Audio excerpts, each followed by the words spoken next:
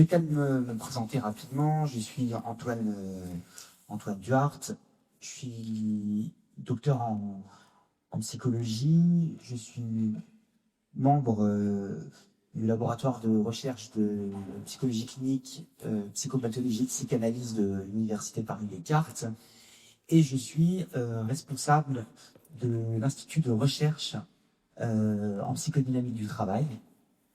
Je vais vous donner quelques éléments de ce qu'est la psychodynamique du travail pendant environ 45 minutes. Et ensuite, ce sera à votre tour de me questionner.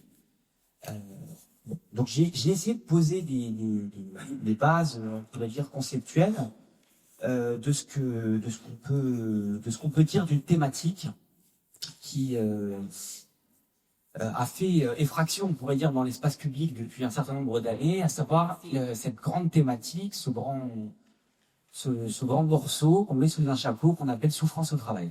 Donc je vais vous évoquer finalement un peu qu'est-ce qu'on peut dire de ces questions-là à partir d'une discipline théorique que l'on appelle la psychodynamique du travail. Je pense qu'autour de nous, on a tous rencontré une personne, on connaît un proche, ou finalement vous-même, vous avez fait l'expérience de difficultés au travail, voire des fois de situations un peu plus tragiques, comme les décompensations. Et donc j'ai essayé à partir de ce phénomène-là de donner un certain nombre d'éléments pour comprendre finalement qu'est-ce que c'est que la souffrance au travail et qu'est-ce qu'on peut en dire nous en psychodynamique du travail. Ce que je vais vous raconter est issu de travaux de recherche qui ont maintenant plus d'une quarantaine d'années. Et la personne qui a ouvert la voie à cette discipline est un professeur qui s'appelle Christophe Dejour, qui est directeur scientifique de l'institut que je dirige. Et donc, ce que je vais vous raconter, eh bien, c'est assez souvent issu de ce que Christophe Dejour a pu énoncé dans ces différents travaux scientifiques. Bon, pour commencer, il faut que je vous parle un peu de ce qu'est le travail.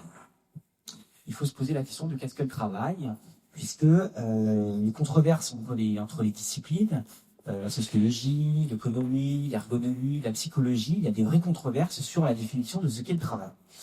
Et donc ça, c'est déjà pas évident. Donc moi, je vais vous dire finalement qu'est-ce qu'on entend par travail. Pour certains, le travail, c'est uniquement un rapport social. Pour d'autres, c'est uniquement l'emploi, c'est-à-dire quelque chose qui a trait à la rémunération. Mais nous, en psychologie du travail, on est une discipline qui se fonde avant tout sur la clinique. Donc, c'est-à-dire sur ce que vivent les gens concrètement et sur ce que les gens peuvent nous dire du travail. Et du point de vue de la clinique, le travail, pour nous, c'est ce qu'implique le travail pour les sujets, c'est-à-dire qu'est-ce que ça fait aux gens de travailler. Qu'est-ce que c'est finalement que cette expérience subjective du travail. Donc on ne va pas rentrer dans le détail de l'emploi, du rapport social, etc. On va plutôt s'intéresser à ce que c'est que le travail concrètement pour les gens. Et vous allez voir qu'on va être amené à discuter de choses que je suis arrivé moi ici tout à l'heure. Enfin, je suis arrivé à 18h20 ici, et donc j'ai pu faire observer les gens travailler, et notamment tourner autour de cet ordinateur et de ce rétroprojecteur qui ne fonctionnait pas. Je ne sais pas si ceux qui étaient là, et donc c'est tout un truc qui fait que vous allez voir que de notre point de vue, le travail parce qu'il est humain, eh bien, débute lorsque nous rencontrons le réel du travail. Alors le réel du travail, c'est quoi ? Le réel du travail, c'est ce qu'on définit comme ce qui résiste à la maîtrise. Et donc là, très clairement, j'ai vu ce beau rétroprojecteur et cet ordinateur résister aux gens. Donc chacun essaye de faire marcher l'ordinateur. On avait prévu que ça allait marcher, finalement ça ne marche pas. Et donc finalement, cette expérience-là, c'est le réel. Et donc le réel, il est toujours quelque chose qui se fait connaître à celui qui travaille. Finalement, ça se fait connaître sur le mode de l'échec. On commence à travailler, paradoxalement, quand on rencontre le réel du travail, c'est-à-dire quand ça marche pas. Et une fois qu'on a dit ça, eh bien, c'est le point de départ du travail. Et donc, c'est le moment où le monde résiste, c'est ce moment-là où on se met à essayer de trouver des solutions. C'est-à-dire que la résistance du monde, ce qu'on appelle le réel du travail, ce par quoi le travail débute, de notre point de vue, eh bien, ce réel du travail qui nous met en échec, c'est le point de départ de ce que l'on va appeler une intelligence. C'est à partir du moment où on rencontre la résistance du monde et qu'on endure justement le réel qu'on va essayer de surmonter les impasses que nous impose le réel. Et donc, la panne, le dysfonctionnement. Donc c'est à ce moment-là que l'on mobilise son intelligence et qu'on essaie finalement d'arriver à dépasser les problèmes. Alors cette intelligence, elle est individuelle et on verra tout à l'heure qu'elle est aussi collective. Donc il faut vous dire que, de notre point de vue, le travail, ça commence quand il y a le réel. Quand il y a quelque chose qui nous met en échec.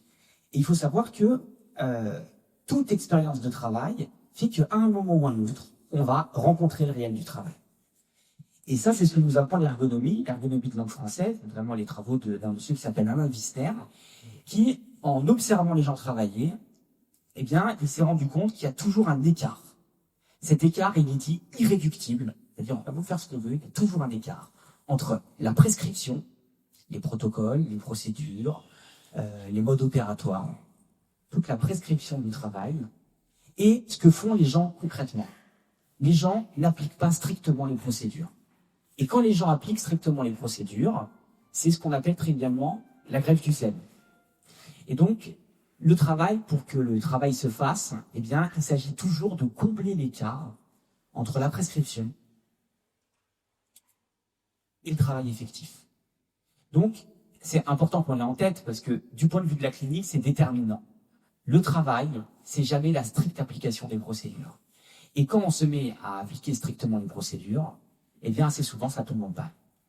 Et quand on fait des enquêtes cliniques, c'est-à-dire quand on fait des investigations sur le terrain avec les gens, eh bien, les gens nous disent à un moment, assez souvent, on verra, il y a de plus en plus de transformation de l'organisation du travail dans lesquelles on assiste à une protocolisation, une normalisation du travail, des tâches de plus en plus finalement dictées et étiquetées par des process, des logiciels, etc.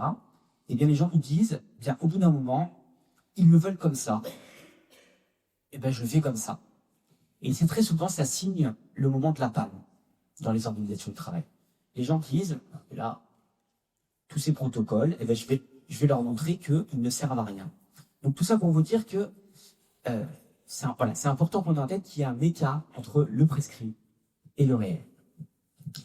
Et toute situation de travail se caractérise à un moment ou à un autre par cet écart-là. Alors, pourquoi il y a un écart entre le prescrit et le réel? C'est quelque chose qu'il faut qu'on ait en tête. C'est d'une part parce que la protocolisation, elle ne peut jamais édicter exactement ce que font les travailleurs. C'est-à-dire que le protocole, l'écriture, ne peut pas expliquer concrètement, par exemple, comment on fait une piqûre pour une infirmière. Par exemple, si je vous demande de faire un protocole ou une prescription pour faire des lacets de chaussures, eh bien, je vous mets au défi de faire ce protocole qui puisse marcher. Faire des lacets de chaussures, apprendre à faire des lacets de chaussures, eh bien, il faut qu'on vous le montre. Il faut que vous appreniez à le faire. C'est des savoir-faire du corps. Et donc, ce n'est pas réductible à la procédure. Jamais. Donc, pourquoi je vous dis ça? Parce qu'aujourd'hui, dans la tendance normalisatrice, dans toute la mouvance de la démarche qualité que l'on entend, dans lequel on vous explique que faire le travail, c'est uniquement appliquer strictement les protocoles, eh bien, ce n'est pas vrai. À un moment, il y a des savoir-faire qui ne peuvent pas rentrer dans la procédure. Donc ça, c'est la première chose. Il y a toujours un écart du fait que la prescription est écrite et qu'elle ne peut pas rendre compte des savoir-faire du corps. La deuxième chose qui fait qu'on ne peut pas on ne peut pas avoir un strict plaquage entre la prescription et ce que font les gens concrètement, eh bien, c'est ce que nous appelons le réel du travail. C'est-à-dire que le travail, il est grevé d'événements inattendus, de pas, d'imprévus, qui vont jalonner l'expérience du travail. Et donc, tout ça fait que, nécessairement, il y a un écart entre le prescrit et le réel. Qu'est-ce qui fait que le travail est humain? Parce que, en fait, l'être humain, quand il travaille, en fait, il vise systématiquement à combler les défaillances de la prescription. Systématiquement, les gens, pour travailler, eh bien, vont mettre leur intelligence pour essayer de combler l'écart entre le prescrit et le réel. Donc c'est extrêmement important parce que la manière dont on va concevoir le travail du point de vue clinique n'est pas une conception un peu éthérée. On va toujours s'intéresser à ce que font les gens concrètement. Et le problème, c'est que quand on fait l'expérience du réel, assez souvent, c'est une expérience désagréable. Quand l'ordinateur ne marche pas et qu'on commence à essayer de faire fonctionner l'ordinateur et que ça ne marche pas, eh bien, assez souvent, on a une expérience affective qui est assez souvent désagréable. Ce qui fait qu'on a des fois des mouvements où, si on se contrôle pas, et bien des fois, on pourrait prendre l'ordinateur et le jeter par terre. C'est-à-dire avoir des mouvements comme ça, des trucs qui foutu l'ordinateur, il ne marche pas, et donc on a des mouvements comme ça, et je pense qu'on a tous eu un moment, des trucs où on a tapé sur le clavier de l'ordinateur, on l'a secoué, et vraiment on a des mouvements. C'est pareil lorsque le réel se présente avec les collègues. Le collègue qui fait pas le travail, on a un dossier à rendre, machin, etc. On partage la tâche, arrive le moment de rendre le dossier, et il a pas fait le travail. Ce qui fait que on pensait qu'on allait avoir la soirée de libre, et en fait, on se retrouve avec, vous voyez, on a une montée affective qui fait qu'on aimerait bien, des fois, péter la gueule de son collègue. Parce que, vous voyez, l'expérience du réel est une expérience affective. C'est l'expérience affective du monde. La résistance du réel, eh ben, c'est l'expérience de la résistance du monde. Et donc, cette expérience affective, c'est ce qu'on appelle, nous, en psychologie du travail, la souffrance. Donc la souffrance, elle est, au premier abord, complètement normale. Complètement normale. Elle est même, par l'expérience du réel, le point de départ de l'intelligence. Et quand on ne fait pas cette expérience affective, eh bien, assez souvent, c'est quand les gens ont démissionné, comme on dit classiquement. C'est-à-dire, les gens qui disent à un moment, bon, ben, il y a une panne, le dossier, il ne partira pas demain, il ne partira pas ce soir, il ne partira peut-être pas la semaine prochaine, voire il ne partira pas du tout. Ça, c'est vraiment les gens qui... Vous voyez, et dans les situations de travail, on connaît des gens comme ça. Vous allez voir que l'interprétation de la démission, il faut toujours l'interpréter, pas comme... Les gens ne sont pas des feignants a priori. C'est assez souvent pour se dégager des situations de travail, mais on y reviendra tout à l'heure. Donc tout ça pour vous dire que cette expérience affective dans la rencontre avec le réel, c'est ce qui fait que les gens vont pouvoir, à un moment, déclencher leur intelligence à partir toujours de l'expérience de la souffrance. Cette souffrance, on l'appelle en psychologie du travail la souffrance normale. Cette expérience du réel, lorsque nous rencontrons la résistance du monde, une souffrance normale et qui est le point de départ de l'intelligence. Et donc c'est à ce moment-là où on commence à déclencher son intelligence, et bon, essayer de trouver les solutions, essayer de dépasser les impasses que nous impose le réel, des fois par la coopération. Ben, comme tout à l'heure, on essaye de trouver, il y a quelqu'un qui a une idée qui dit, bon, ben, il va falloir peut-être rallumer l'ordinateur. On rallume l'ordinateur et ça marche. C'est pas simple, mais d'abord, on a cliqué sur tous les trucs. Même moi, j'arrive et je dis, que j'ai l'impression d'être plus malin que les autres, parce que vous avez fait dupliquer le machin. Bon, il y a quelqu'un qui me dit, ben, évidemment, je sais, ça ne marche pas en dupliquant l'écran. Mais au moins, il y a quelqu'un qui a cliqué. Vous voyez? C'est le point. Donc, cette expérience du réel, c'est le point de départ de l'intelligence.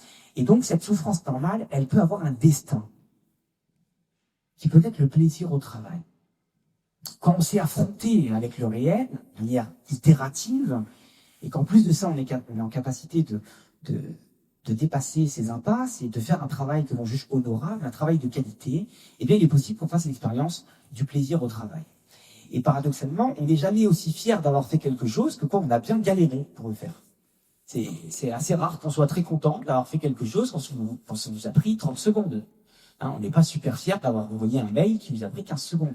En revanche, on est assez fier d'avoir fait des trucs qui sont assez compliqués. Par exemple, moi j'ai fait une thèse de doctorat. Le premier qui dit que la thèse de doctorat c'est l'éclat et que c'est super génial, je crois que je vais avoir des pulsions agressives. C'est pas du tout ça, c'est dur une thèse. On a envie d'abandonner, des fois on se dit, mais dans quelle galère on s'est dit, c'est pas possible, je suis maso, c'est pas possible. Et bien au final, à force d'endurer la résistance du monde, des fois on passe des journées entières, on n'arrive même pas à écrire 4 lignes.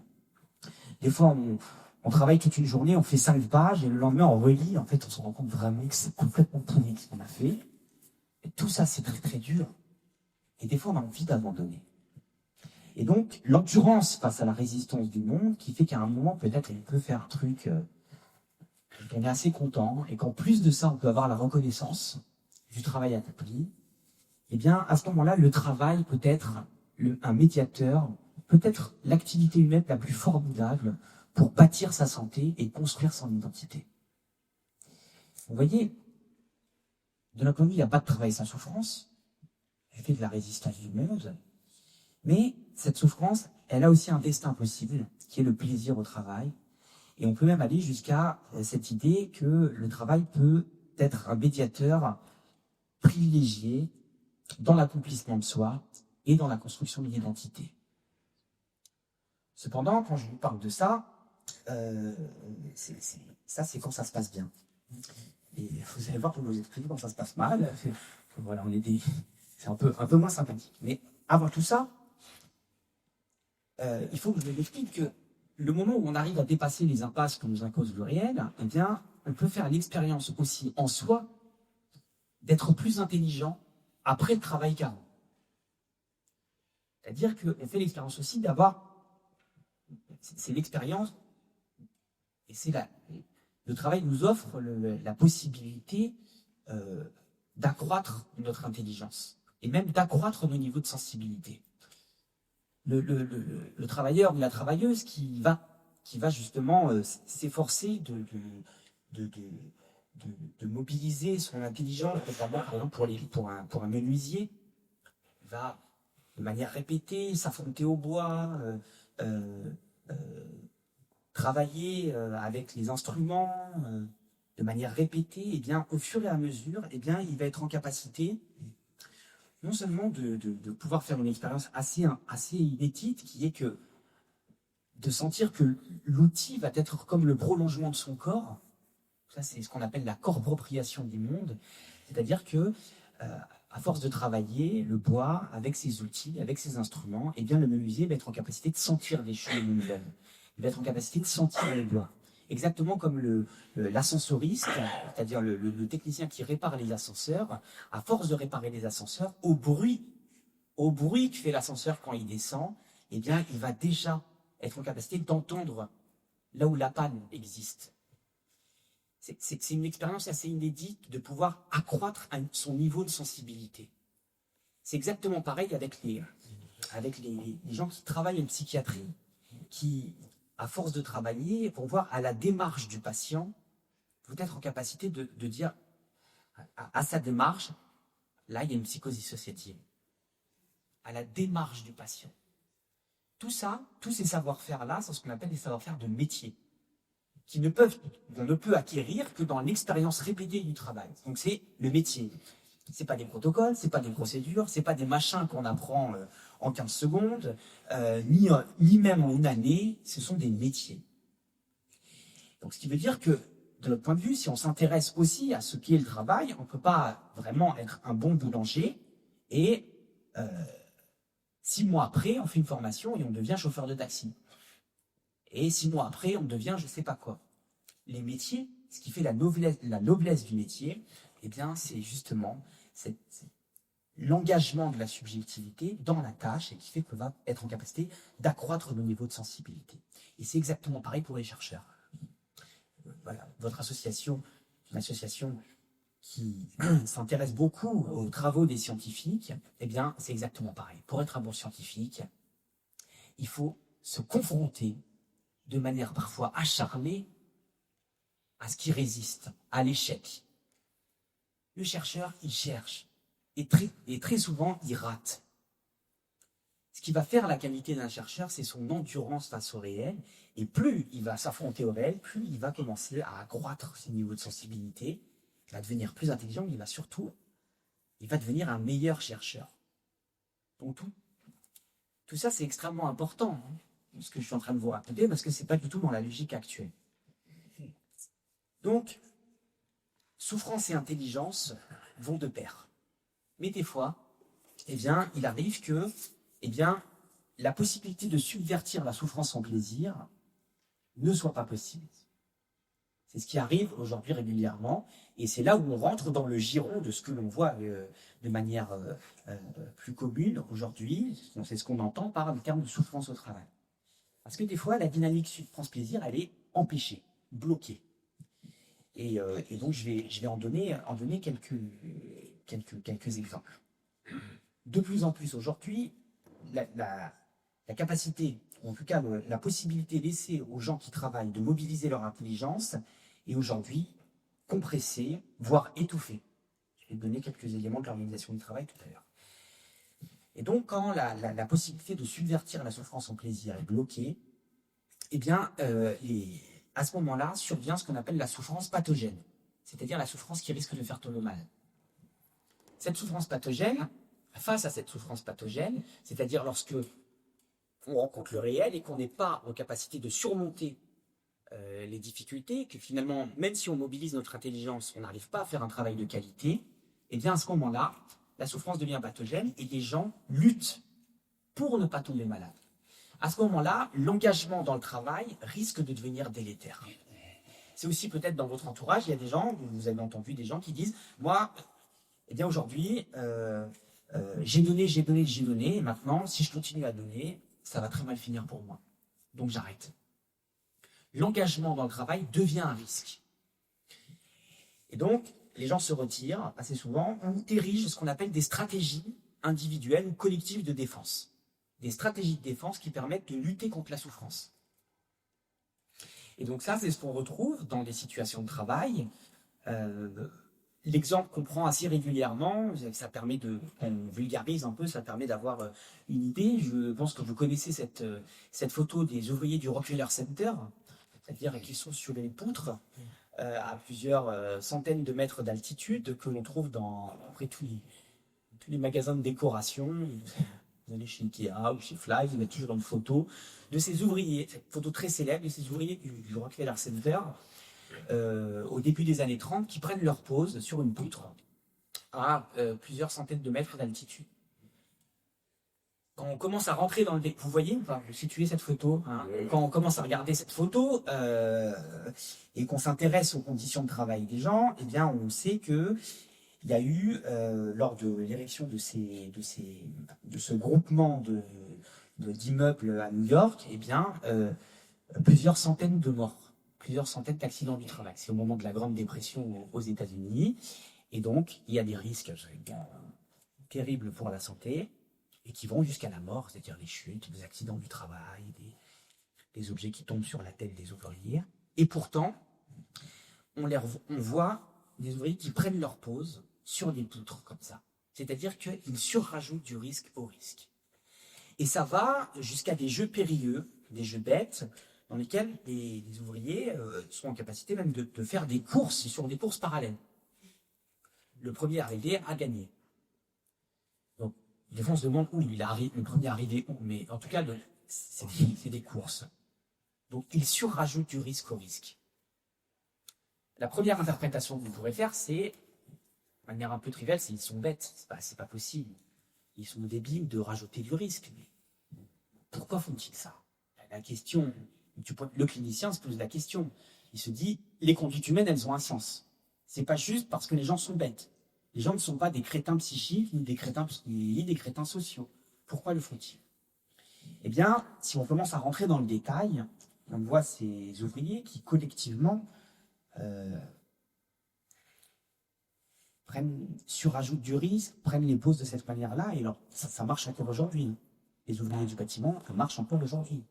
Ça marche encore aujourd'hui si on s'intéresse à tous les métiers qui, à l'événement, impliquent un risque pour la santé du corps, pour sa vie. Donc, pourquoi le faut-il? Eh bien, de notre point de vue, on ne peut comprendre ces conduites-là, qui, au premier abord, paraissent aberrantes, si on ne les pense pas du côté d'une lutte contre la souffrance au travail. Pour les ouvriers, la souffrance, on peut la caractériser comme étant la peur. Là, pour continuer à travailler, ils doivent lutter contre la peur. Et si ces ouvriers ont peur, ils ne peuvent pas continuer à travailler. Pour plusieurs raisons. La peur, eh bien, elle a des conséquences sur le corps. elle a des conséquences psychocognitives, des conséquences psychoaffectives. Et donc, si les gens ont peur, eh bien, il y a tout un tas de réactions qui font que, eh bien, les gestes sont moins assurés. On ne peut pas aller aussi vite que ce que demande l'organisation du travail. On ne peut pas avoir les gestes aussi assurés. Et très rapidement, si on commence à avoir peur, on ne peut plus continuer à travailler. On ne peut plus continuer à monter sur ces échafaudages, on ne peut plus continuer à travailler. Et donc, il y a des compromis psychiques qu'on appelle des défenses, c'est-à-dire les gens se mettent à lutter contre la peur pour continuer à travailler. Alors là, en plus, en plein milieu de la Grande Dépression, c'est-à-dire, donc c'est la crise économique aux États-Unis, il y a tout ce qui relève de la discipline de la faim. S'ils ont peur, ils ne peuvent plus continuer à travailler. Et s'ils ne peuvent plus continuer à travailler, ils ne peuvent plus donner à manger à leur famille. Donc, ils sont obligés d'ériger des défenses. Et donc, pour les ouvriers du Rockefeller Center, c'est ce qu'on a identifié quelques années plus tard, chez les ouvriers du bâtiment, ce qu'on appelle des stratégies collectives de défense du cynisme viril. C'est-à-dire que pour continuer à travailler, il s'agit de structurer une défense collective, donc avec des interdits de dire. On n'a pas le droit de dire qu'on a peur. Avec des jeux périlleux, avec des bizutages, parfois des conduites ordaliques. C'est-à-dire vraiment un collectif qui est structuré dans lequel on va bisuter les nouveaux pour voir s'ils vont être en capacité de répondre aux exigences de la défense. Et cette défense, si on l'appelle des stratégies du cynisme viril, c'est-à-dire que le cynisme, c'est-à-dire c'est une véritable conduite cynique vis-à-vis des dangers du travail. Et donc ils disent, ah oui, c'est risqué, mais c'est risqué quand on n'a pas l'habitude. Et de toute façon, pour faire ce boulot, faut pas être une gonzesse. C'est-à-dire que c'est l'imaginaire social de la virilité qui va structurer le collectif. Donc, qu'est-ce que c'est que la virilité? Eh bien, c'est cette croyance en l'infaillibilité masculine. Et donc, ils vont énoncer, ils vont dire, c'est un boulot de bonhomme. Hein. Faut pas être un enfant. Et ceux qui n'arrivent plus à travailler sont disqualifiés. Ceux qui osent évoquer la peur sont disqualifiés. Et dans l'imaginaire social de la virilité, eh bien, la disqualification, ce sont des êtres inférieurs. Et quand on est un bonhomme viril, les êtres inférieurs, c'est les femmes, les enfants ou les homosexuels. C'est pour ça qu'on dit c'est une gonzesse, machin. Mais on ne peut pas comprendre la conduite qui, a priori, paraît aberrante si on ne la pose pas du côté d'une lutte contre la souffrance de travail, et là, spécifiquement, une lutte contre la peur. Les stratégies collectives de défense, elles sont très nombreuses. Là, je vous ai parlé de collectifs masculins qui convoquaient la virilité pour tenir au travail et continuer à travailler. Mais il y a plein de stratégies collectives de défense. Plein.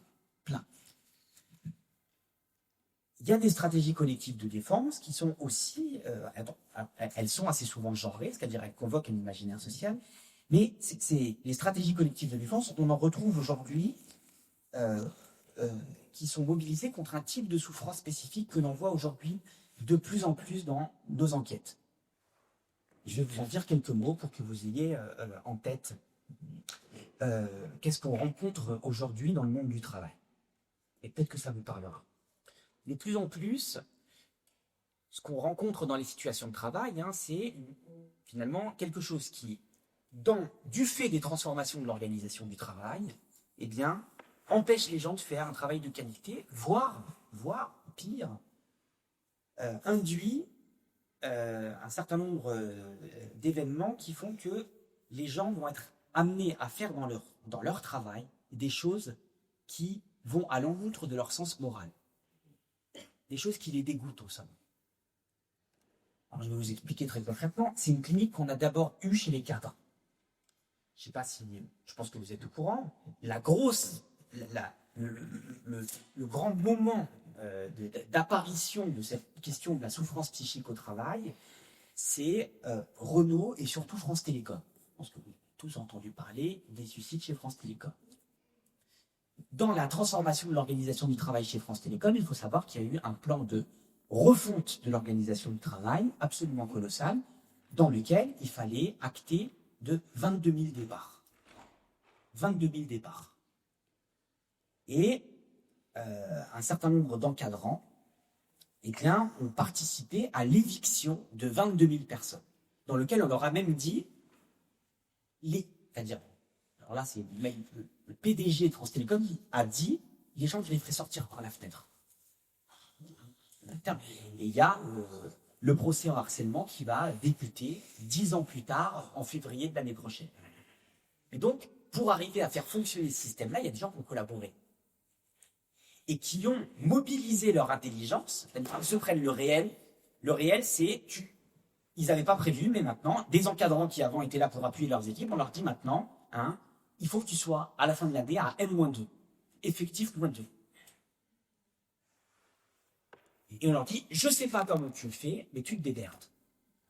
Mais je veux que dans ton équipe de 11 personnes, à la fin de l'année, vous soyez plus que 9. Et donc à ce moment-là, face, encore une fois, à la résistance du réel, eh bien, on a beaucoup d'encadrants qui ont mobilisé leur intelligence, convoqué leur intelligence pour dépasser les impasses et les épreuves que leur a posées le réel. Mais là, faire le travail, c'était dégager 2 personnes. Et donc, ils ont mobilisé leur intelligence pour faire sortir des personnes, avec des contraintes qui sont extrêmement compliquées à décrire, mais dans lesquelles même l'organisation de France Télécom payait des consultants pour expliquer comment, par quoi allaient passer les personnes qui allaient être licenciées. Donc il y a des psychologues qui sont intervenus chez France Télécom pour leur expliquer, la courbe du deuil. Voilà, je vais vous expliquer par quoi vont passer les gens que vous allez licencier. Donc d'abord, ils vont être en colère, ensuite ils vont avoir une période d'abattement, et ensuite ils vont être résignés. Donc ne vous inquiétez pas si au début ils sont en colère. Donc vous voyez toute la participation à des actes qui, in fine, sont des actes qui vont dégoûter les gens qui font ce boulot-là. Et c'est ce qu'on appelle en psychologie du travail la souffrance éthique. Cette souffrance de participer à réaliser des actes qui vont à l'encontre du sens moral. Cette souffrance éthique, elle se déploie aujourd'hui beaucoup dans les situations de travail. Les ouvriers et les ouvrières qui, par exemple, travaillent chez Lactalis et qui sont au courant qu'il y a 9 tonnes de lait pour bébés avariés qui sont balancés sur le marché et qui se retrouvent dans une situation de travail dans laquelle ils participent à ça, je peux vous garantir que psychiquement, ça fait mal. Aujourd'hui, à l'hôpital public, des gens qui ont l'impression, pas que l'impression, de casser les règles de travail, de casser le métier. Les infirmières, les médecins, les aides-soignantes se retrouvent aux prises avec la souffrance éthique. C'est-à-dire le fait de consentir à réaliser des actes qui vont à l'encontre du sens moral. Comment font les gens pour continuer à travailler face à cette souffrance qui n'est pas la peur, mais l'expérience de la trahison de soi, de ses valeurs, de ses idéaux et du métier? Eh bien, eux aussi mobilisent des stratégies de défense. Ces stratégies, comme je vous l'ai dit, elles sont individuelles ou collectives. Mais elles peuvent... On a retrouvé à France Télécom, pour revenir sur France Télécom, une stratégie collective de défense qu'on a appelée la stratégie par la rationalité économique. C'est-à-dire, on a des collectifs d'encadrants entiers qui se réunissent pour répéter le discours de la guerre économique. Et en expliquant qu'ils ne peuvent pas faire autrement. C'est la guerre économique. Vous comprenez bien. Si nous ne le faisons pas, nous allons mourir. Et vous voyez bien, je suis obligé de le faire. Si nous ne le faisons pas, qui va le faire à notre place? Cette stratégie collective de défense de la rationalité économique, elle va jusqu'à ériger la soumission en courage. C'est-à-dire faire ce qu'on fait, c'est-à-dire se soumettre, et faire des choses qui vont à l'encontre de son sens moral. Se soumettre, c'est être courageux. Pour faire ce qu'on fait, il faut être courageux. Et donc, il y a tout un tas d'arguments qui sont invoqués, qui sont les arguments de la guerre économique. Et ce qui est très intéressant, c'est que lorsqu'on rencontre ces encadrants, eh bien, ils parlent ils se réunissent et ils ont une pensée par cliché, une pensée d'emprunt. On retrouve les mêmes discours d'une entreprise à l'autre. Eh bien, cette pensée d'emprunt qui vise à opposer un déni à la souffrance, à ne pas penser à sa propre responsabilité, permet aux gens de continuer à travailler. Et on retrouve des stratégies collectives de défense aujourd'hui contre la souffrance éthique. Elles sont aussi très nombreuses. À l'hôpital, par exemple, ce qu'on retrouve dans nos enquêtes, c'est par exemple des conflits absolument astronomiques qui émergent dans les équipes. Et des fois, on ne comprend pas. On ne comprend pas pourquoi on a une aide-soignante qui nous explique qu'elle a reçu une lettre anonyme rédigée au normographe. Vous savez ce que c'est un normographe? Les petites règles qu'on offre aux enfants pour faire des lettres. Elle reçoit une lettre rédigée au normographe chez elle, dans laquelle finalement le but de cette lettre c'était de dénoncer au mari de cette personne un adultère. Donc qu'est-ce qui se passe pour qu'on en arrive à des niveaux de conflictualité comme ça? On a des personnes dans lesquelles moi je suis intervenu sur une attaque au chariot. Voilà, on a une personne qui attaque l'autre au chariot et qui lui casse et qui lui fracture le métatarse quand même.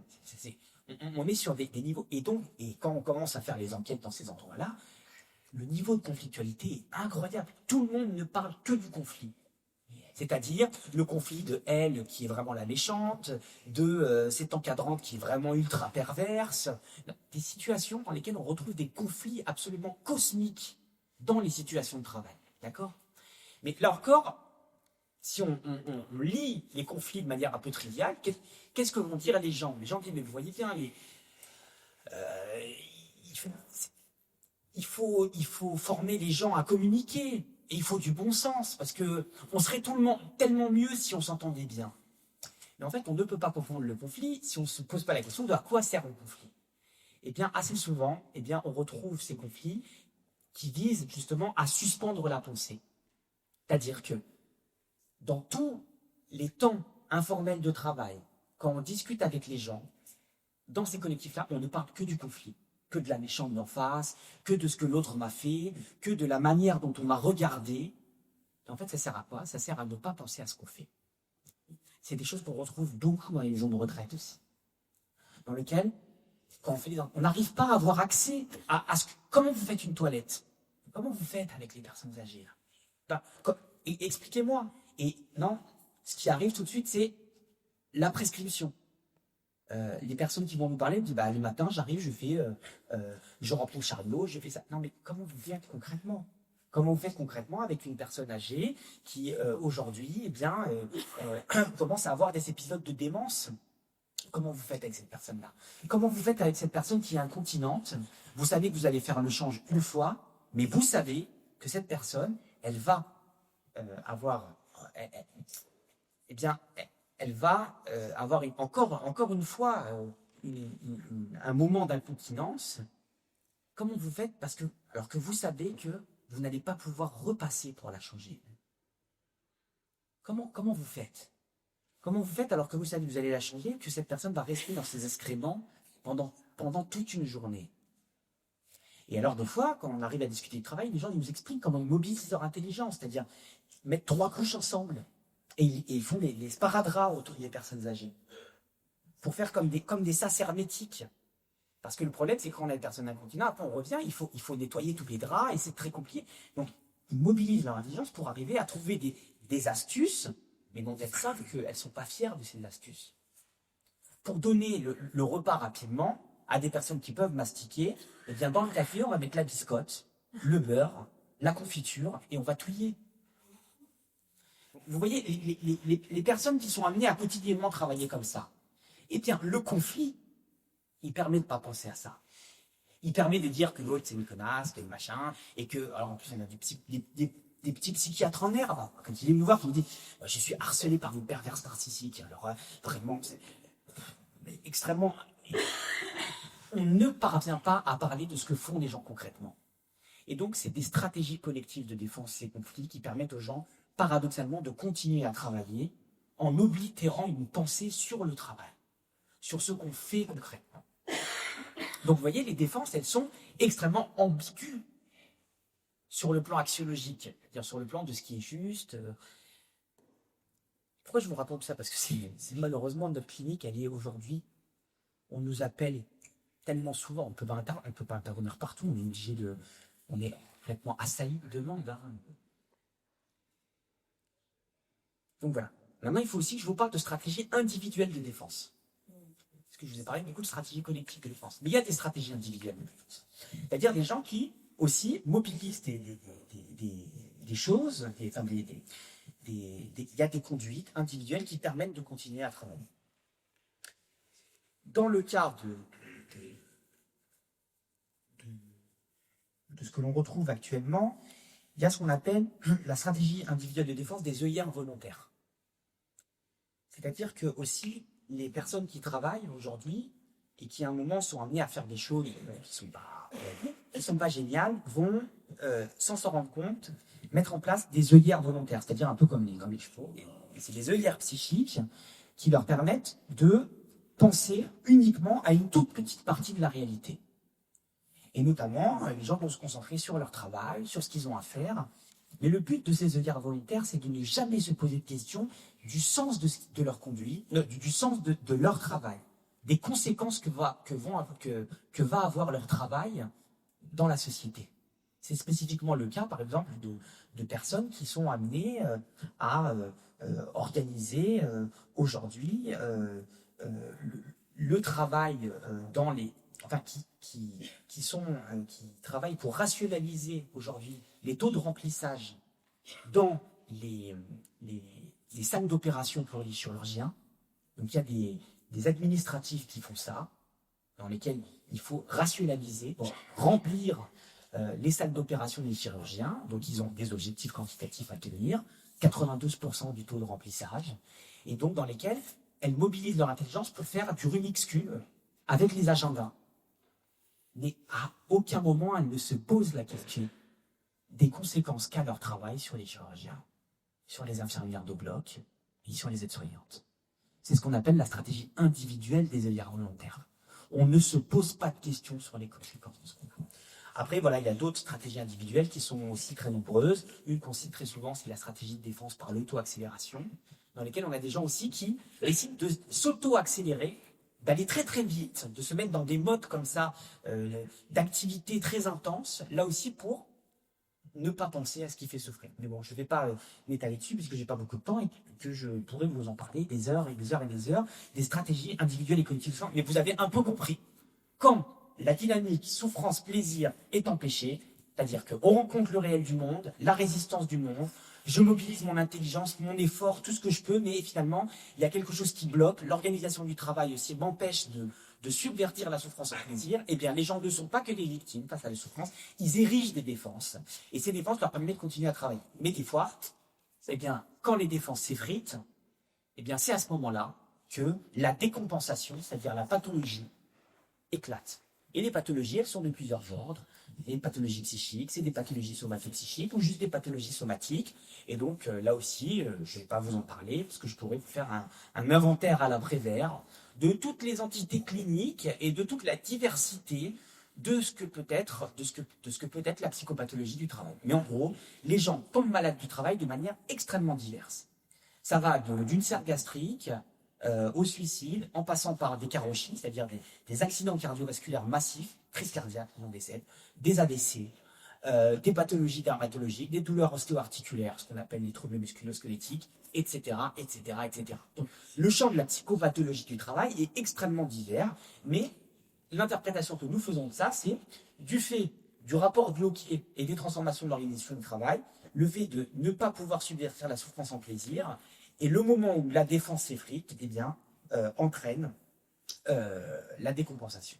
Bon, je vais terminer maintenant sur les transformations des organisations du travail, pour comprendre aussi la souffrance au travail. Je vous ai parlé de souffrance éthique, je vous ai dit qu'il y avait des gens qui étaient amenés à un moment à faire des choses qui allaient à l'encontre de leur sens moral, mais il faut que je vous donne quelques indications sur les transformations de l'organisation du travail.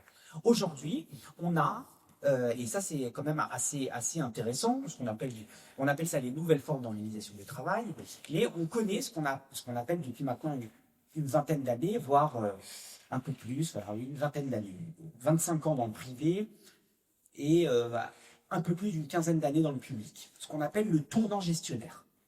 Le tournant gestionnaire, c'est une certaine idée de la manière de concevoir le travail, et je vais vous donner quelques éléments de cette organisation du travail.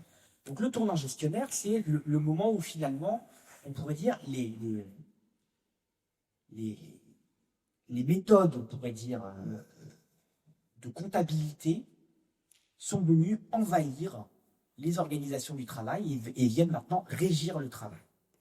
Alors, ce tournant gestionnaire, il se caractérise d'une part par un dispositif que l'on appelle l'évaluation individualisée des performances.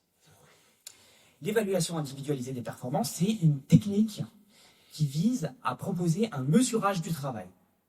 C'est un mesurage qui, soi-disant, est scientifique. C'est-à-dire qu'il y a une idée que le travail se mesure, et notamment par des indicateurs et des objectifs quantitatifs. Donc, la vérité du travail, c'est la quantification.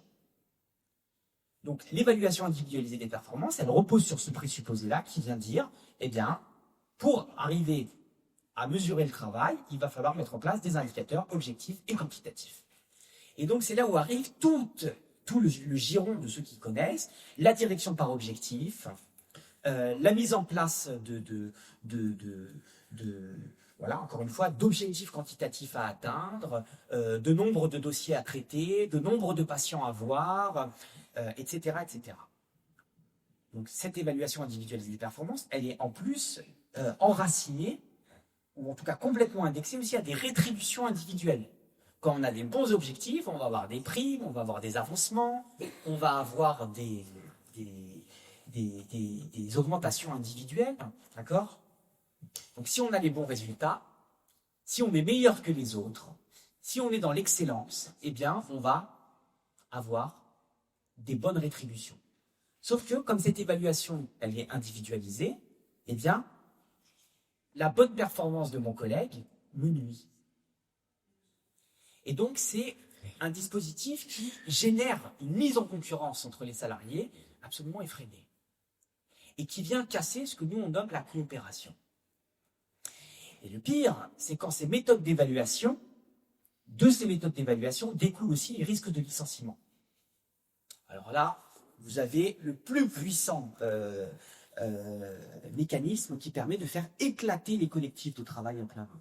L'évaluation individualisée des performances. En plus, ce qu'il faut dire, c'est que sur le plan scientifique, si on considère le travail comme étant la mobilisation de l'intelligence pour combler l'écart entre le prescrit et le réel, eh bien, ce qu'on peut dire sur le plan scientifique, c'est qu'il n'y a pas de proportionnalité entre résultat du travail et travail. Dans l'immense majorité des cas, les travailleurs, les travailleuses, les gens de métier qui n'arrivent pas à avoir les objectifs, eh bien, assez souvent, c'est même très très souvent le cas, les années où les gens n'ont pas les bons résultats, c'est l'année où ils ont le plus travaillé. Ils ont sué sang et eau pour essayer de parvenir à faire le travail, mais ils n'y arrivent pas. Je vais vous donner un exemple à la cible de ce qu'on voit dans les banques, depuis maintenant un certain nombre d'années.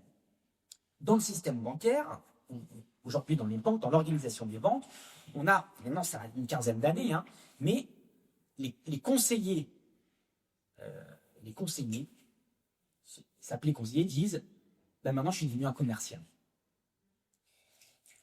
Et on a instauré l'évaluation individualisée des performances, dans lesquelles on leur dit maintenant, le but n'est plus de conseiller le client, mais de vendre des produits. Et dans lesquels on va dire, maintenant, le but n'est pas de conseiller le client, mais de dire, et donc ça, voilà, dans une banque très concrète, c'est, il faut que tu allumes tous tes clients en vert. Pardon, on va allumer les clients en vert, qu'est-ce que ça veut dire? Ben, allumer les clients en vert, c'est quoi? C'est vendre. En fait, il décompose les produits financiers en 3 catégories. Crédit, moyen de paiement et assurance. D'accord? Et donc, allumer un client en vert, c'est vendre un produit dans chaque catégorie, même s'il n'en a pas besoin. Et donc, il y a une évaluation individualisée qui est faite sur l'atteinte de ces objectifs-là. Un crédit, un moyen de paiement, une assurance. Mais par exemple, si on vend 10 produits dans une catégorie, ça ne marche pas. Vous voyez l'aberration du truc. Alors, les conseillers vous disent, je suis devenu un commercial. Avant, s'il fallait vendre 10 produits à quelqu'un qui en avait besoin, je le faisais. Et maintenant, non. Mais le problème, c'est que toutes les semaines, ou toutes les 2 semaines, eh bien, il y a un ranking qui est fait. C'est comme ça. Un ranking. Ou ce qu'on appelle aussi du benchmarking, dans lequel on va classer les conseillers clientèle de l'agence du plus productif au moins productif. Le plus productif. il a les primes, le moins productif, il est disqualifié. Cette méthode-là, cette logique-là, on la retrouve dans beaucoup de situations de travail. L'autre pilier de l'organisation gestionnaire, c'est ce qu'on appelle cette intégration des démarches de qualité totale, qui ont des noms un peu bizarres. Donc c'est le Lean Management, mais c'est le Kaizen, c'est la méthode 5S, c'est le Lean Manufacturing, c'est la Total Productive Maintenance. Bon, ça a plein de noms, mais c'est une logique de fond dans laquelle on vous explique que organiser le travail, comme un gestionnaire, c'est respecter une méthode. Et cette méthode, c'est la méthode des méthodes. Mais la méthode des méthodes, c'est quoi? C'est la roue de Denning. La roue de Denning, c'est la roue qu'on appelle du PDCA. J'avais déjà entendu parler de cette roue-là.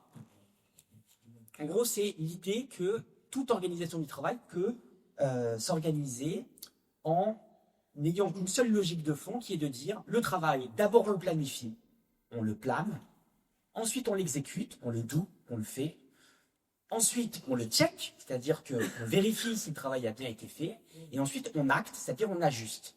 Et donc c'est ce qu'on appelle les démarches d'amélioration continue de la qualité. Pour que ce système marche, il faut mettre des checkpoints, des indicateurs de contrôle qui eux aussi sont des indicateurs objectifs quantitatifs, dans lesquels finalement tout le monde est convoqué pour nourrir le système de la qualité. Et donc ça se traduit par quoi? De la traçabilité, du reporting, du tableau Excel, du tableau Excel, du tableau Excel, du tableau Excel, et encore du tableau Excel. Incroyable. Les gens passent leur temps à remplir les logiciels de gestion. Remplir pour, soi-disant, parvenir à la qualité totale, parce qu'on va modifier la procédure et le protocole à partir de tous les indicateurs qui relèvent. Or, encore une fois, ça ne dit pas la vérité du travail au sens de la vérité du métier, la vérité subjective de ce que c'est que se confronter au travail. Donc c'est le deuxième point, les démarches de qualité totale. En plus de ça, comme il y a toujours un décalage et un écart entre le prescrit et le réel, il y a des auditeurs de la qualité qui viennent. Ça, c'est souvent des cow-boys, hein, et comme ça, ils disent haut les mains, est-ce que vous avez bien fait votre travail? Et donc qu'est-ce qui se passe? Les gens sont amenés à expliquer qu'il faut le travail comme la qualité le dit de faire. Sauf qu'en vérité, ils ne font pas ça. Quand vous intervenez sur les audits, tout le monde ment. Tout le monde ment. On reprend les classeurs de procédures, on antidate les procédures, on dit qu'on fait ça alors qu'on ne fait pas du tout comme ça, on planque les stocks, on n'a pas le droit de stock. Donc comme on sait que l'auditeur vient tel jour, tout le monde planque les stocks, tout le monde se cache. On nettoie l'atelier, et après l'auditeur vient, et après il file le tampon, et il est certifié ISO. Sauf que ces certifications, eh bien on voit qu'à chaque fois il y a un retour du réel. AZF, certification, tout saute. Voilà. Les certifications liées à la ZF. Hein. Et ça, c'est exactement pareil. Comme la Thalys, certification, nickel. Volkswagen avec toutes les certifications. Hein. Les mecs, ils ont mobilisé leur intelligence pour gruger. C'est pas dans les protocoles. Mais pourtant, tout le monde ment. L'ergonome François de Lamiellou dit que c'est des usines à mensonges, ces trucs-là. Parce que le travail, ce n'est jamais la stricte application des protocoles et des procédures. Il y a besoin de prescriptions. Mais il y a besoin d'intelligence pour subvertir les prescriptions. Sinon, ça ne marche pas. Troisième point qui ressemble beaucoup à la démarche qualité, c'est tout ce qui relève de la standardisation des modes opératoires et de la normalisation. Aujourd'hui, on retrouve une logique dans laquelle on dit qu'il faut normaliser le travail. Il faut que tout le monde fasse la même chose. Il faut standardiser les modes opératoires. Alors, par exemple, dans une logique de service, si on commence à standardiser les modes opératoires, là aussi, ça tombe en panne.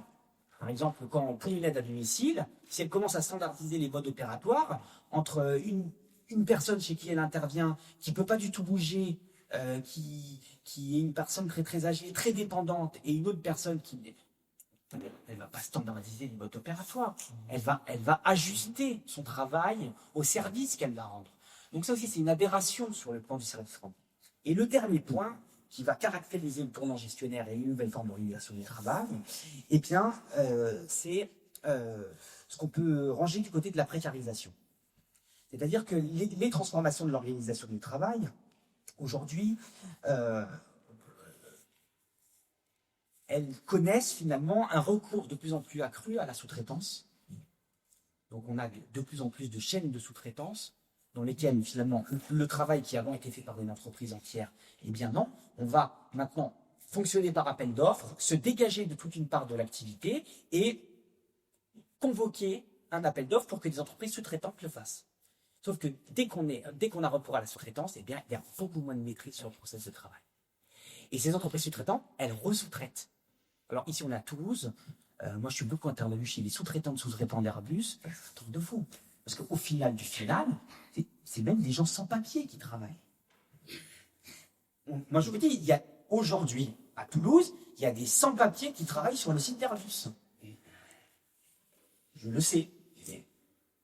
Recours, le sous-traitant, plus personne ne sait qui fait quoi. Et évidemment, ça nuit à la qualité. La précarisation, elle passe non seulement par les chaînes de sous-traitance, mais aussi par les modifications du code du travail et le recours à de nouveaux statuts. Donc tout ce qui relève de la micro-entreprise, de l'auto-entrepreneuriat, est quelque chose c'est un signe des temps qui vient montrer aussi les transformations de l'organisation du travail. Et il y a même des entreprises qui fonctionnent uniquement sur ça. Et les travaux d'un sociologue qui s'appelle Fabien Lafont, qui travaille sur Deliveroo, qui travaille sur justement ce qu'est le capitalisme des plateformes, et il montre justement la modification du rapport au travail que provoquent ces transformations de l'organisation du travail, et qui sont maintenant des rapports de contractualisation dans lesquels on retrouve finalement une contractualisation de la tâche à la tâche, et qui est une modification de la maîtrise du processus du travail, une casse des métiers absolument considérable. Et donc voilà, je vous ai dressé un peu le tableau de ces transformations de l'organisation du travail qui aujourd'hui permettent de comprendre la souffrance au travail et permettent de comprendre aussi les stratégies collectives de défense, l'effritement des stratégies collectives de défense, et qui peuvent aussi expliquer qu'un certain nombre de personnes qui, à force de tellement engagés dans leur travail et qui voient leur rapport au travail cassé, tordu, parce qu'elles commencent à faire des choses qui vont à l'encontre de leur sens moral, eh bien ça, c'est des problèmes qui sont extrêmement graves. Et je terminerai maintenant là-dessus, parce que de notre point de vue, on ne peut pas comprendre l'étiologie du suicide si on ne pense pas la souffrance éthique provoquée par les transformations de l'organisation du travail. Parce que quand on participe à la trahison de soi, le fait de faire un travail qui finalement n'est plus honorable, eh bien ça crée quelque chose qui relève du clivage. C'est-à-dire que pour continuer à travailler, il faut ne pas penser à ce qu'on fait. Et celui qui nous apprend un peu en tout cas celui qui nous a aidé un peu à penser cette question-là, c'est Freud. Freud qui a fait une proposition sur les névroses de guerre. Les névroses de guerre, il y a eu un colloque international en 1919 qui portait spécifiquement sur les névroses de guerre suite à la Première Guerre mondiale, laquelle ça a été une véritable énigme, puisqu'il y avait énormément de soldats qui déployaient des pathologies psychiques sans qu'il y ait d'atteinte corporelle. Et notamment des pathologies extrêmement graves. Et aujourd'hui, l'armée américaine compte un rapport de 1 sur 10 entre ceux qui tombent au combat et ceux qui se suicident. C'est-à-dire qu'il y a 10 fois plus de gens de l'armée américaine, de vétérans de l'armée américaine qui se suicident que de morts au combat. On est à un rapport de 1 à 10. Vous imaginez le truc. Il y a 6500 suicides recensés chaque année chez des membres de l'armée américaine ou des vétérans. Donc imaginez qu'il y a plus de morts par suicide. Alors, pourquoi ? Eh bien, l'hypothèse que fait Freud dit que, en fait, l'expérience de la guerre fait naître une expérience du clivage du moi, mais en gros, ça veut dire quoi ? Dans lequel, finalement, il y avait un moi pacifique, avant d'aller à la guerre, qui disait moi, je suis incapable de tuer quelqu'un, incapable de faire des atrocités. Et après, il y a l'expérience du travail du soldat, qui fait que non seulement les gens sont amenés à faire des choses qui sont des choses... Enfin, quand on a le récit de ce qui est la Première Guerre mondiale, on a eu c'était le centenaire, c'est absolument effroyable. Mais non seulement ils doivent commettre des actes, mais en plus de ça, ils doivent jouir. C'est-à-dire qu'ils doivent mobiliser leur agressivité, etc., pour faire ces choses-là. Et en période de paix, qu'est-ce qui se passe ? Eh bien, on se retrouve avec le moi guerrier. Et donc, il y a une cohabitation. C'est le clivage entre l'ancien moi pacifique, qui s'était juré de ne pas commettre de telles atrocités, et le moi guerrier qui a fait des atrocités. Eh bien, toute proportion gardée, la souffrance éthique, elle est au cœur de ce clivage-là. L'expérience, la rencontre à l'intérieur de soi de l'étranger qui finalement a fait des choses que soi-même on juge dégueulasses. Et donc aujourd'hui, la question du suicide au travail, de notre point de vue, on ne peut pas bien le comprendre si on n'a pas ce schéma intermédiaire de la souffrance éthique, c'est-à-dire les gens qui vont à un moment mettre fin à leur jour, parce que finalement ils se sont rendus compte qu'ils se sont trahis dans leur travail. Et donc cette expérience du clivage du moi, ou de la déstabilisation du clivage, parce que tant qu'il y a clivage, ça marche, eh bien de notre point de vue, elle est au fondement même de l'interprétation étiologique de ce que sont les suicides au travail. Voilà un peu la profession qu'on fait en psychodynamique du travail. Je m'en arrête là. C'est joyeux, c'est sympathique. Voilà.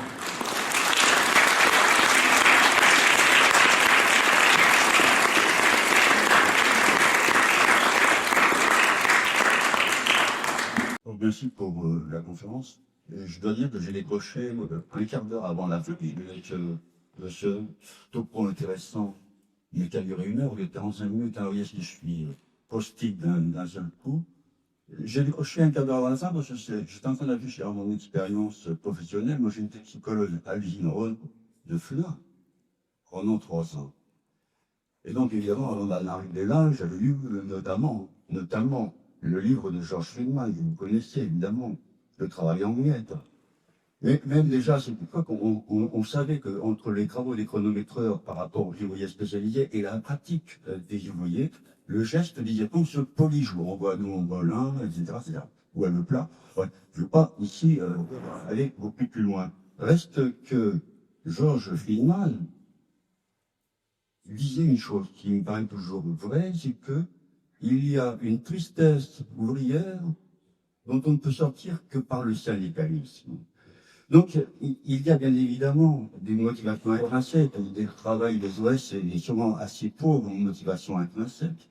Mais les gens au travail, de tous ici, nous sommes dans un milieu où il y a heureusement de multiples motivations extrinsèques, même si on fait un job de con, comme dit un certain auteur là, récemment. Il y a des jobs de con, on a des motivations intrinsèques.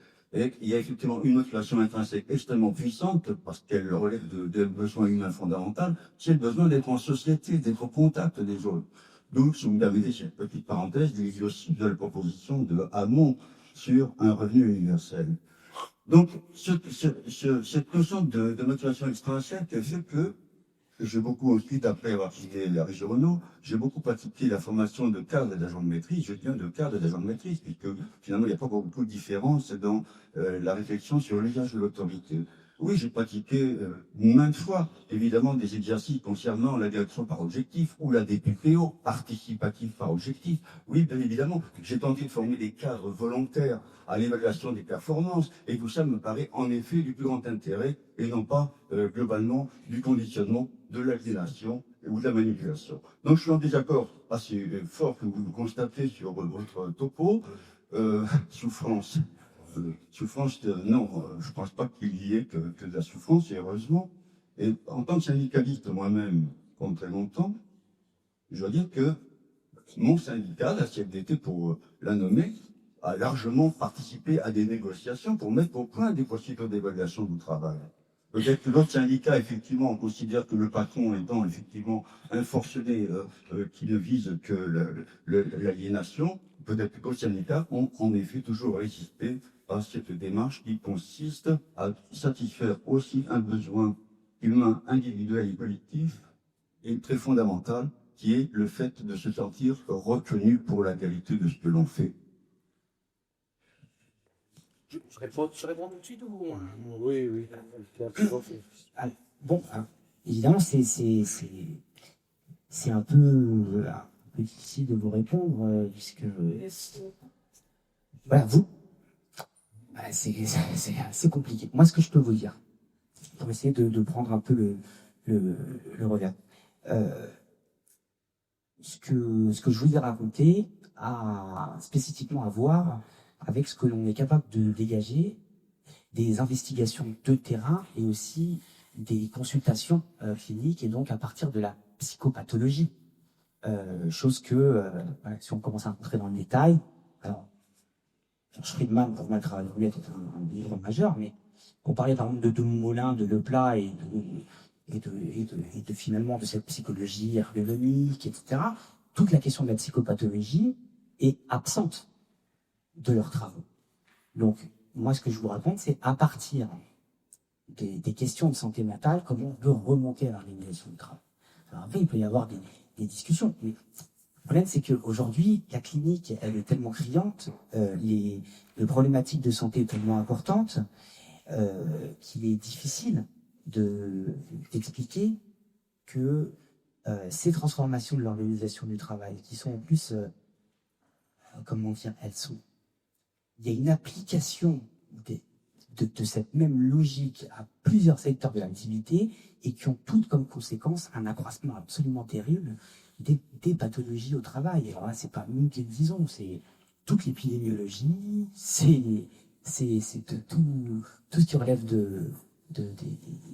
même, alors là, pour le coup, si on peut rentrer du côté de la statistique et des chiffres, c'est vraiment, l'Union européenne fait de la question de la souffrance au travail,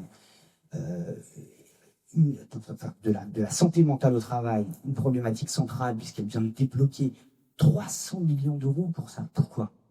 Parce que le calcul fait par l'Union européenne, c'est que le coût total est aujourd'hui tellement faramineux des problématiques de santé au travail qu'il s'agit maintenant d'essayer d'inverser la tendance. Et le coût faramineux, il est de l'ordre de 10 à 15 milliards d'euros pour l'Union européenne. Donc, tout ça pour dire que il est extrêmement difficile de dire, en quelque sorte, que ces transformations de l'organisation du travail qui sont communes à tout le monde, eh bien, n'ont pas de conséquences sur la santé des gens. Nous, c'est la clinique qui nous dit ça, et finalement, c'est quand même assez corroboré, même, alors là, pour le coup, parce que, je vous dis, je travaille encore avec Jacques Leplat. Jacques Leplat, il a 98 ans. Il a 98 ans, et on est dans un séminaire ensemble. Jacques Leplat, il est obligé aujourd'hui de reconnaître que ce qu'on dit en psychodynamique du travail, c'est juste. Donc tout ça pour vous dire qu'il y a aussi des mouvements dans les sciences du travail, et donc là, bon, il faudrait rentrer dans les détails, mais il y a quand même beaucoup d'accords sur les conséquences délétères de ces organisations du travail. Ah, on peut pas me dire, vous pouvez me dire non, vous étalez les... Vous me feriez passer pour un gars, ce que j'espère ne pas être. Parcours. Vous me feriez passer pour un gars, ce que j'espère ne pas être. Oui, mais alors là, le problème, c'est qu'il faudrait... Voilà, faudrait qu'on commence à... Voilà, faudrait qu'on discute, mais... Moi, Freud est également très très vieux, vous savez. Freud est également très très vieux. Oui. Oui, mais... On commence à discuter comme ça, c'est plus une discussion scientifique, c'est une discussion de poésie. Non, c'est... Si vous voulez, on peut discuter très concrètement de la masse absolument considérable de travaux en sciences du travail qui vont dans notre sens. Et là, ça, c'est quand même assez indéniable.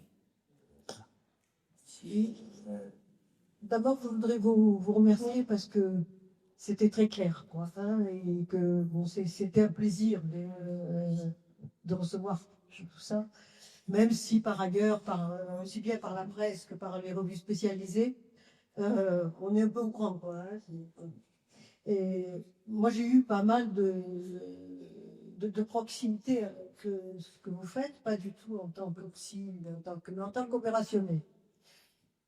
Et je voulais attirer l'attention sur deux choses. Une chose, c'est, bon, il y a le point de vue du salarié, certes, mais il y a le point de vue des enjeux économiques et sociaux qui n'est pas forcément bien éclairé, enfin, parce que votre conférence était limitée, mais en particulier pour la sous-traitance que j'ai eu, moi, à fréquenter plusieurs, et où, à un moment, on arrive à faire que les choses ne marchent plus et se disloquent.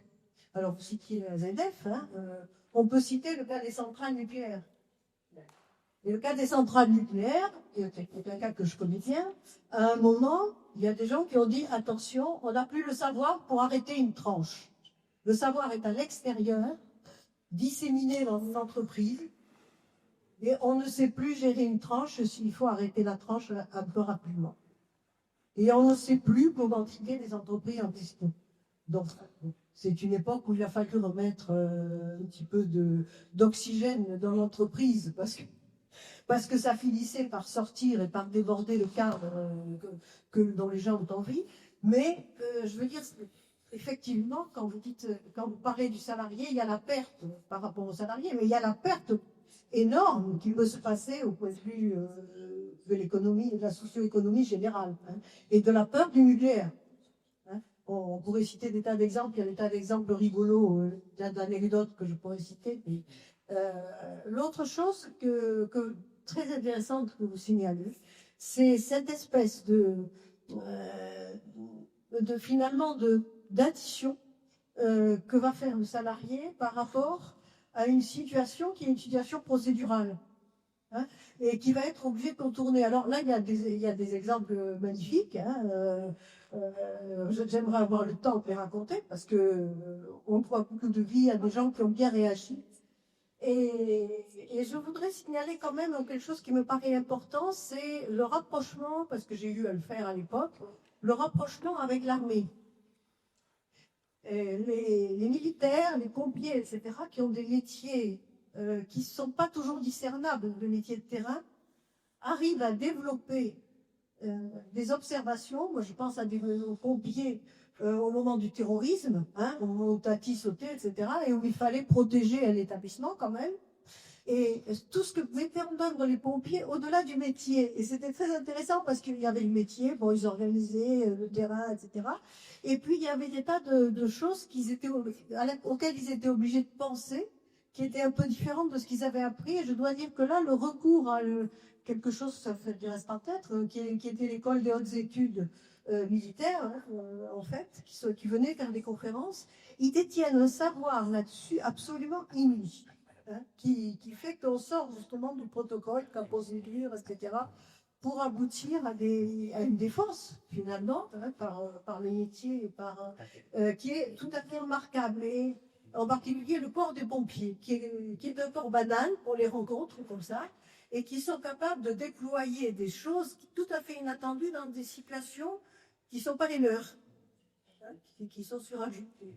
Et je trouve que dans une période difficile aussi où on vit, en termes économiques et sociaux, c'est important de récupérer le savoir de ces gens-là et de savoir qu'à un moment, il y a une convertibilité du savoir qui crée une espèce de confiance dans ces corps. Hein. Et moi, j'étais très admirative. La troisième chose sur laquelle je n'insisterai pas, c'est l'apport des femmes.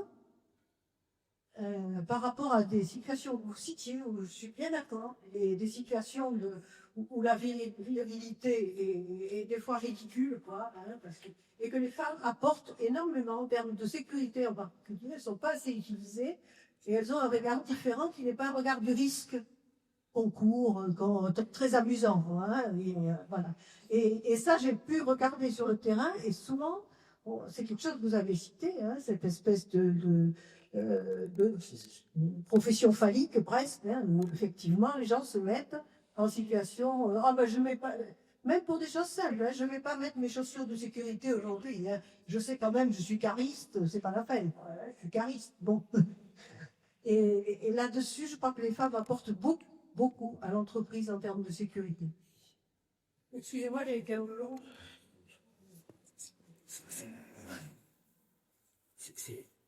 Allô? Oui, c'était très bien dit et j'ai pas grand-chose à dire, si ce n'est que oui, je suis complètement d'accord avec vous. Chez les militaires, moi-même, j'ai été étonné puisque moi j'ai fait une intervention, vraiment tout ce qui relève de l'art de l'interprétation aussi. Cette idée que c'est juste des agents obéissants est une débilité sans nom de voir tout cet art de l'interprétation, toute cette intelligence mobilisée, et même toute la coopération, je sais absolument. C'est assez étonnant, oui, tout à fait. Et pour les femmes, je suis tellement d'accord. J'aurais plein de choses à dire, notamment sur une intervention. J'en ai fait un article sur un collectif de pisteurs secouristes, dans laquelle et donc l'article porte sur la seule pisteuse. Et ce qu'elle a apporté justement dans son impossibilité à dénier le risque. Et de la manière dont elle a rapatrié le risque pour justement que ça les mette au travail. Et donc je suis complètement d'accord de l'importance de cette posture psychique, pour le coup, qui n'est pas du côté du déni du réel, mais de l'encerclement, de la prise en compte. Merci beaucoup en tout cas pour cet exposé. Moi j'ai appris beaucoup de choses. Et j'avais une question concernant en fait plutôt des solutions, quoi. Est-ce que vous avez pas pour mettre un petit peu de gaieté, je veux dire, comment en tant que, par exemple, moi, je suis dans une entreprise publique et on reconnaît plein d'aspects dont vous parlez. Comment je peux faire pour convaincre ma direction de mettre en place qu'ils seront gagnants, quoi, qui seront gagnants aussi à mettre en place des logiques qui sont pas forcément les logiques que vous avez décriées, quoi. Et ensuite, est-ce qu'il n'y a pas des stratégies de défense positives? Parce que dans tout ce que vous avez donné, des stratégies plutôt négatives, mais est-ce qu'il n'y a pas des stratégies aussi, quoi, c'est peut-être trouver la solution, mais voilà, Oui, c'est raison, c'est super que vous me donnez l'opportunité de répondre. Donc, pour les stratégies de défense, en fait, les stratégies collectives de défense, elles visent à lutter contre la souffrance et elles sont à la fois nécessaires pour faire le travail et souvent ambiguës. Je vais vous parler juste d'une stratégie collective de défense que l'on retrouve aussi du côté d'une forme de civisme chez les chirurgiens. Voilà. Et notamment une sorte de stratégie qu'on pourrait nommer une stratégie collective de défense par la toute-puissance. Vous savez, il y a souvent des blagues dans lesquelles on dit vous connaissez la différence entre Dieu et le chirurgien, c'est que Dieu il se prend bien pour un chirurgien. C'est des choses qu'on entend à l'hôpital, qui va avoir avec justement là encore ce fantasme de l'intégrabilité, de la toute-puissance, etc. Si on commence à rentrer dans le détail de pourquoi, eh bien c'est absolument prodigieux. Parce que c'est des postures psychiques, des défenses qui permettent de faire le travail et d'éviter de laisser gagner par l'angoisse et le doute et de pouvoir faire les opérations d'une manière juste et correcte. Donc tout ça pour vous dire que les stratégies collectives, elles sont toujours ambiguës. C'est pour ça que j'ai parlé d'ambiguïté. Elles sont à la fois au service de la qualité du travail et à la fois du côté de la protection de soi. Et donc, pour se protéger, il faut ne pas penser une partie. Donc, elles sont toujours finalement un peu. Là, c'est vrai quand je vous ai parlé du conflit et tout, on est du côté de ce qu'on appelle des raidissements défensifs. C'est un peu plus technique, mais on appelle plutôt ça des idéologies défensives de métier. Donc, en gros, c'est quand vraiment ça devient très très tendu. Mais je vais pas rentrer. Mais tout ça pour dire que déjà, ces stratégies qui visent à lutter contre la souffrance, elles sont toujours un peu positives. Maintenant, du côté de l'action, alors là, c'est le sujet de ma thèse en fait. C'est le sujet de ma thèse qui porte sur la manière dont des collectifs de travail, et donc là, quand je parle de collectifs de gens qui travaillent, c'est des encadrants, c'est des subordonnés, c'est des collectifs de travail, se mobilisent pour, en quelque sorte, pouvoir faire un travail de qualité malgré ce qui leur tombe dessus. Alors, ce que je peux vous dire, c'est que pour arriver à penser quelque chose qui relève de mode alternatif, la visée de la mise en place de quelque chose, c'est de recomposer les coopérations. C'est-à-dire recomposer les liens que tissent les gens entre eux pour faire un travail, pour faire une œuvre commune. Comme on y arrive, eh bien, c'est là où ça devient extrêmement compliqué. Vous avez raison, il y a toute une rhétorique à prendre avec les encadrants. Et donc ça, c'est un travail. C'est-à-dire parce que dans la discussion et l'argumentation, il y a tout ce qui relève des enjeux rhétoriques et donc d'être en capacité de rendre compte des fois de l'aberration de certains modes d'organisation. Et je suis sûr que si on parle un peu de situations concrètes dans le nucléaire, c'est ça la rhétorique. C'est être en capacité de ramener le réel et de montrer justement le décalage et voire même l'inanité d'un certain nombre de prescriptions qui vont justement à l'encontre de la qualité du travail. Ce que je sais des centrales nucléaires, parce que Christophe Dejour a vraiment... Sa première grosse enquête, c'était dans les centrales nucléaires. C'est pour ça que c'est très passionnant. Et notamment de voir comment, chez EDF, il y a eu, dans les années 90, toute une inflexion, mais qui a été rendue possible par une rhétorique, une argumentation dans laquelle les gens ont ramené le réel et ont ramené aussi un certain nombre dans la rhétorique des enjeux socio-économiques, exactement ce que vous dites. Et tout ça, moi je sais pas le faire. C'est un apprentissage que les gens qui sont dans les situations de travail doivent apprendre à faire, c'est-à-dire ramener le réel, ramener des situations concrètes pour essayer de montrer finalement que ce serait plus intelligent de faire autrement. Maintenant, il y a une autre étape, c'est que les encadrants dans les services publics, que je connais assez bien, ont des directives qui leur tombent dessus, des directives réglementaires. Et aujourd'hui, elles sont, c'est-à-dire que ce qui leur est imposé, c'est des trucs qui arrivent par flux tendu, assez souvent des autorités de tutelle, et c'est assez souvent par le truchement de la loi. Assez souvent, c'est des injonctions réglementaires, de loi, etc. Qui fait que c'est extrêmement compliqué pour eux. Et en plus de ça, il y a quelque chose qui relève même d'une transformation permanente de l'organisation du travail. Il y a toujours une nouvelle organisation. Il y a toujours un nouveau logiciel qui est installé. Il y a toujours un nouveau schéma directeur. Je pense que c'est aussi peut-être ce que vous dites, toujours des rajustements dans les équipes. Putain, bim, bim, bim. Et tout ça, ça leur... comment on peut penser quelque chose qui puisse permettre de recomposer la coopération? Eh bien, de mon point de vue, avec l'enquête que j'ai menée, ça ne peut passer que par des encadrants et des collectifs de travail qui, quand même, décident de résister à ces injonctions-là. C'est-à-dire que de mon point de vue, il n'y a pas de possibilité d'appliquer strictement les procédures et les protocoles qui sont imposés, et en plus de ça, recomposer les coopérations. Et là où ça marche, on a des encadrants qui disent, bon, là, ça suffit. On me demande toutes les 4 matins de changer. Je fais des choix, et ça, je décide de ne pas le faire. Vous voyez? C'est une vraie position, là, pour le coup, mais c'est pas juste, je suis réfractaire. C'est pour la qualité du travail, cette nouvelle directive-là, je donne stop, j'arrête le truc. Et on va rediscuter avec les équipes de ce qui se passe concrètement sur le terrain. Donc tout ça pour répondre à votre question, c'est que d'une part, ça passe par une rhétorique qui est fondée sur le réel, ramener le réel, apprendre à le dire, le réel, apprendre à rentrer dans la discussion en quelque sorte en apprenant à se confronter à la logique gestionnaire. Je suis sûr que maintenant dans votre loup, il y a toujours les mêmes mots qui reviennent aussi. Démarche, projet, processus, protocole, des mots projet, étape. Enfin, il y a comme ça des séries de termes comme ça qui ne veulent rien dire, qui sont le langage de la gestion. Et donc, comment vous apprenez à rapatrier le réel et à dire avec vos mots le travail et donc à montrer justement la libération. Et quand même, un autre élément, c'est que quand même vous ayez des encadrants qui à un moment décident de résister dans quelque sorte, c'est-à-dire de ne pas appliquer stricto sensu les choses et de faire des choix dans les prix. Et donc ça, c'est pas quelque chose qui n'est pas donné, mais ça existe. Ça existe. Les gens qui décident de ne pas répondre finalement à toutes les injonctions, mais pourquoi? Pour la qualité du travail. Voilà.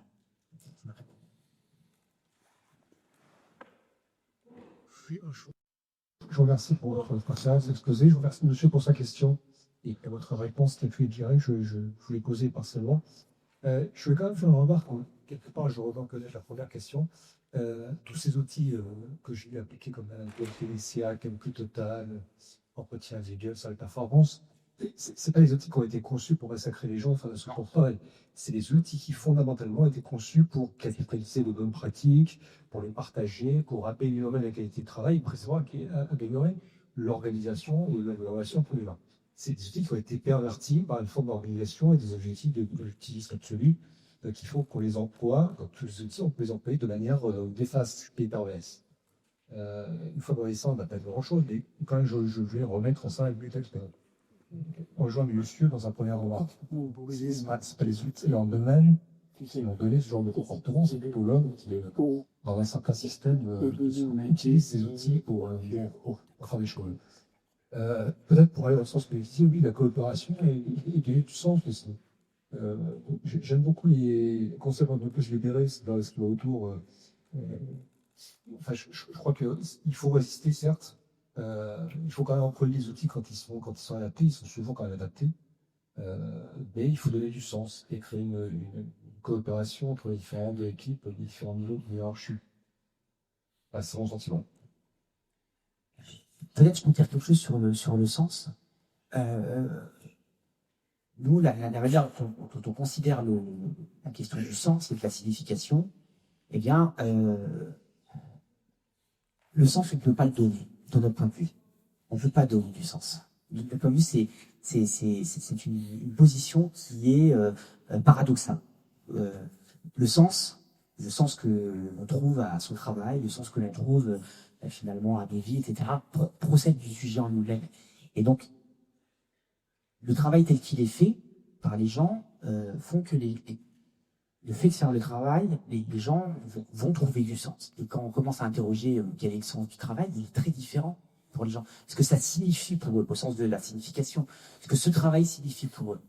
Et le fait de donner du sens, et c'est pour ça qu'il y a autant d'échecs aussi, parce qu'il y a des encadrants qui disent on va donner du sens, on va faire de la pédagogie, on va expliquer, eh bien, assez souvent, il y a quelque chose qui résiste parce que le sens ne peut pas être donné. Le sens, il est trouvé par les sujets eux-mêmes.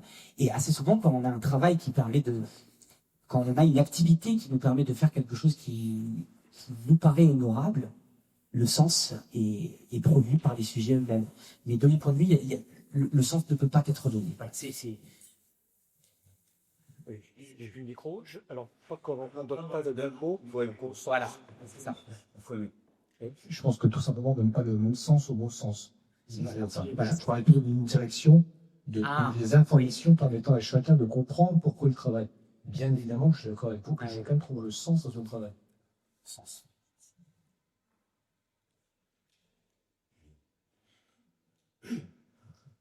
Bonsoir.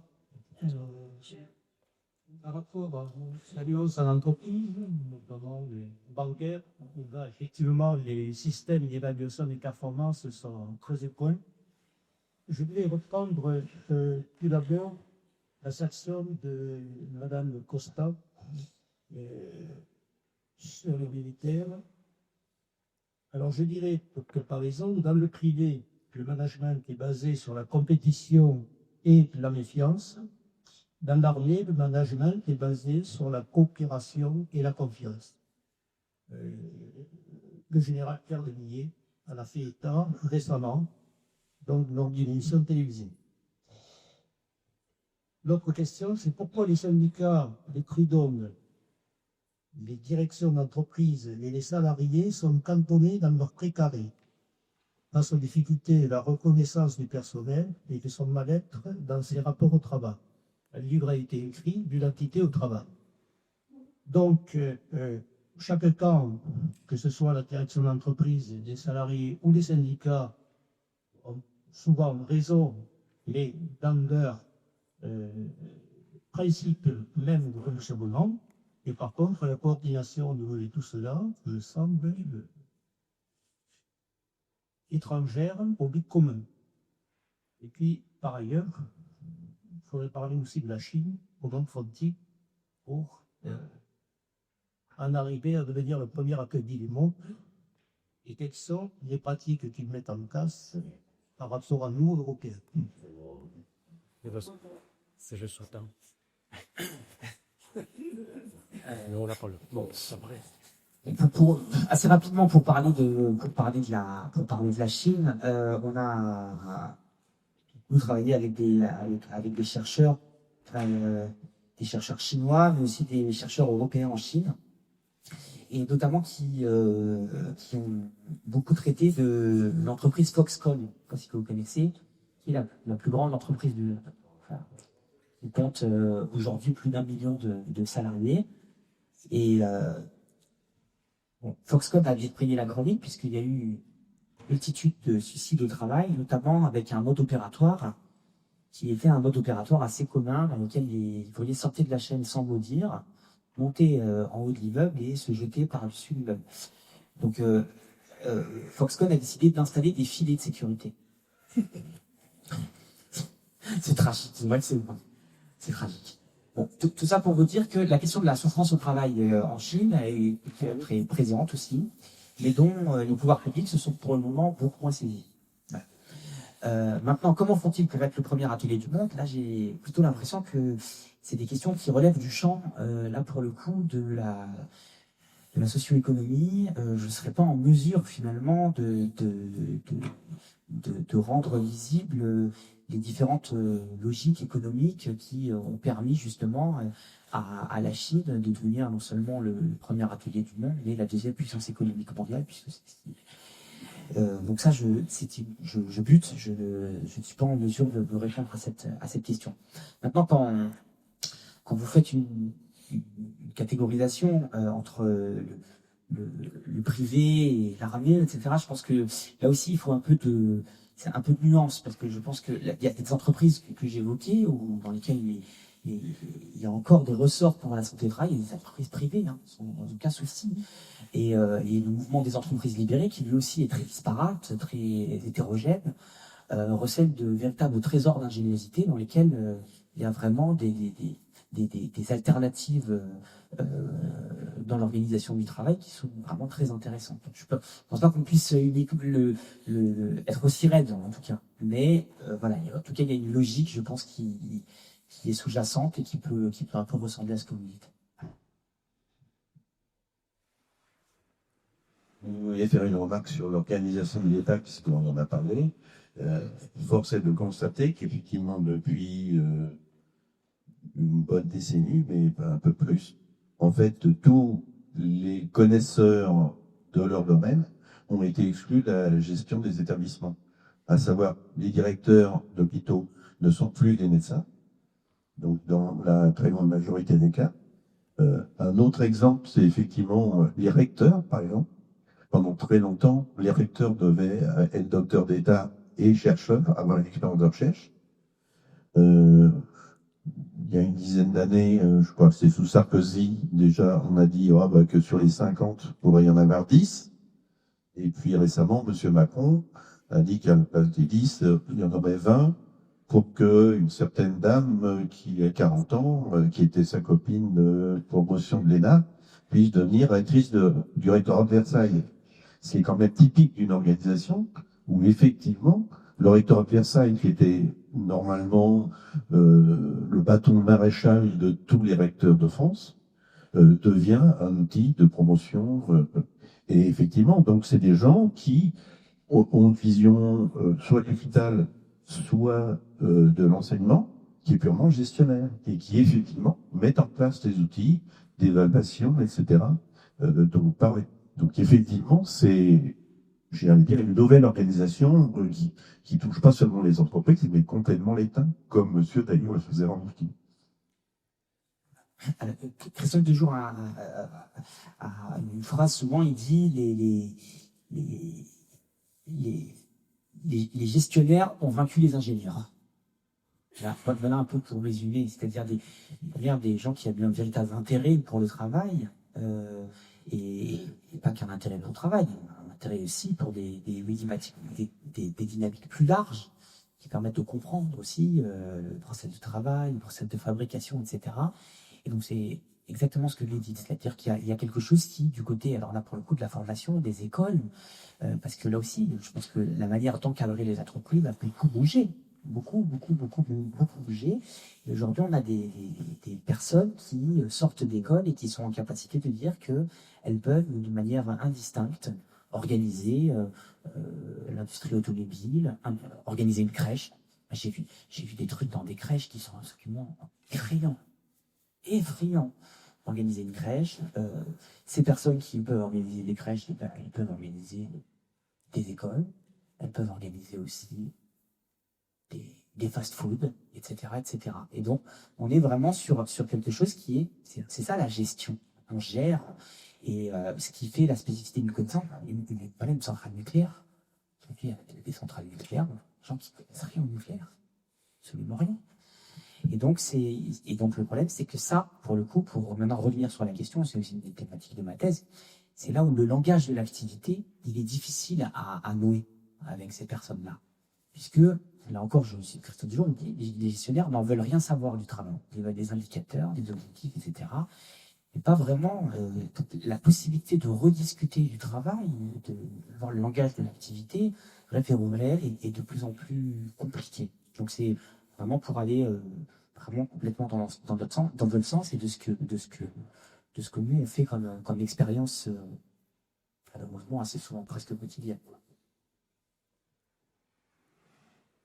Merci d'abord. Je voudrais apprécier ce que vous avez raconté ça correspond de fou à ce que je sens, mais je n'ai aucune statistique derrière que vous en avez. Donc, c'est pour ça que j'ai écrit l'émission. Personnellement, je crois qu'il ne faut pas seulement encourager la parole des cadres, il faut encourager la parole de tout le monde, et une parole véritable qui correspond à un vrai vécu et pas des techniques de communication qu'on entend tous les jours. Et malheureusement, je trouve, pour connaître assez bien le milieu de la recherche, je trouve que de plus en plus viennent en avant des gens qui ne sont pas les plus chercheurs, mais qui sont les plus gestionnaires et qui ont tendance à imposer cette communication à la con, pas d'autre mot.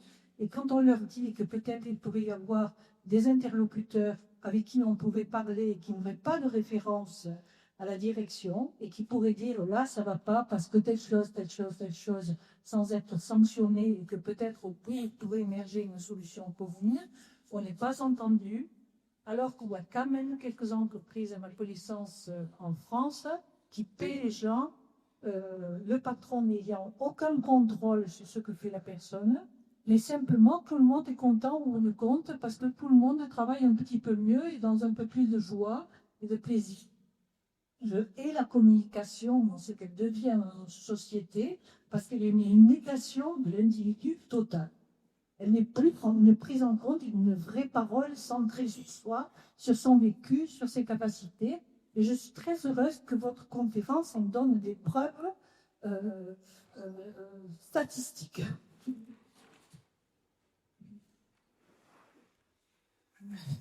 Alors juste pour répondre, j'ai cité des statistiques qui ne procèdent pas de nos recherches. Nous, c'est la clinique. Et j'ai pas parlé du milieu de la recherche. C'est vrai que j'aurais pu le faire ici, parce que c'était vraiment le lieu pour le faire et de voir la transformation de l'organisation du travail dans les différents centres de recherche, à l'université et toute cette logique quantitative. Bon, là, c'est un peu, c'est un peu triste. Et l'institut de recherche que nous avons monté est aussi une conséquence de l'analyse que nous avons fait de la situation. Le but était de trouver un espace dans lequel on serait moins soumis à ces logiques gestionnaires. Parce que on a beaucoup de collègues qui sont enseignants-chercheurs et qui expliquent que depuis qu'ils sont rentrés à l'université, ils font peu de recherche. Ils deviennent des machines à chercher des financements. Et pépettes, exactement comme vous faites. Et c'est vrai que ceux qui trouvent beaucoup de contrats de financement sont très bien vus. Et assez souvent, quand on commence à regarder, que là encore, c'est quand on est dans le milieu, eh bien, la qualité des productions, c'est-à-dire, c'est absolument c'est effrayant, quoi. C'est-à-dire que d'un côté, ils arrivent à dégager par rapport à un appel d'offres, des subventions pour une recherche. Mais après, tout est ni fait ni à faire, quoi. Et donc, il y a une production à la fin, et donc il y a un étiolement comme ça. Bon, voilà, il y a encore des espaces où ça tient, hein. Il y a vraiment des vrais chercheurs, mais c'est vrai qu'il y a une tendance et un étiolement qui est assez. Peut-être que c'est quelque chose que les voient la psychanalyse et dans ce cas-là, d'essayer de faire émerger. Peut-être que c'est ce que peut promouvoir une certaine pratique de la psychanalyse en acte et pas en discours sur le divan, c'est-à-dire faire émerger des personnalités qui aient une parole propre et qui revendiquent quelque chose d'un vrai centrage chez soi, qui peut être le centrage du boulanger qui prend plaisir à faire son flin ou du chercheur qui prend plaisir à appliquer ses expériences. Et juste pour sur la psychanalyse, ce que je peux dire, c'est que je suis dans un laboratoire en psychanalyse. Malheureusement, les collègues psychanalystes n'ont que faire du travail, et s'intéressent très très très très peu à l'organisation du travail. Assez souvent, moi j'ai des disputes avec eux dans lesquelles finalement ils ramener les problèmes de travail uniquement à la scénette d'IPM, la scénette infantile, etc., est quelque chose qu'ils font malheureusement. C'est-à-dire qu'il y a un désintérêt pour le travail et j'aimerais qu'ils le fassent un peu plus. Voilà. Bref, oui, voilà. Là, je parle de Paris simple.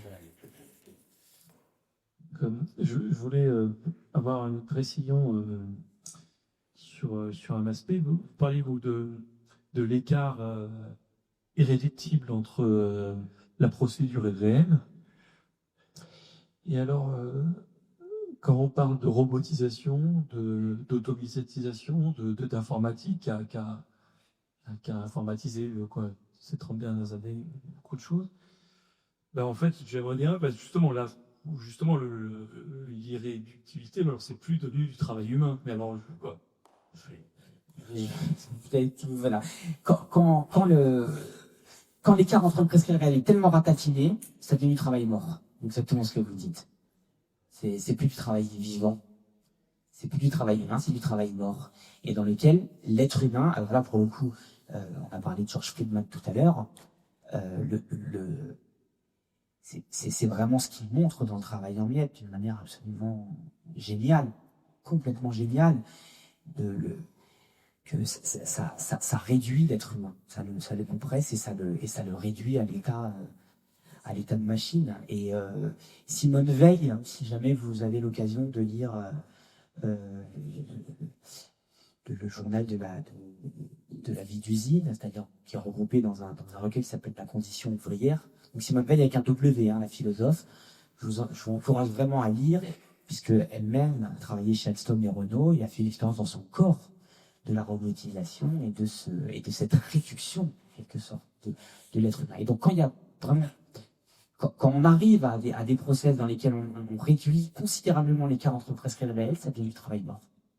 Et donc, possiblement, anti-sublimatoire, c'est-à-dire des espaces dans lesquels on ne peut plus faire l'expérience du plaisir au travail.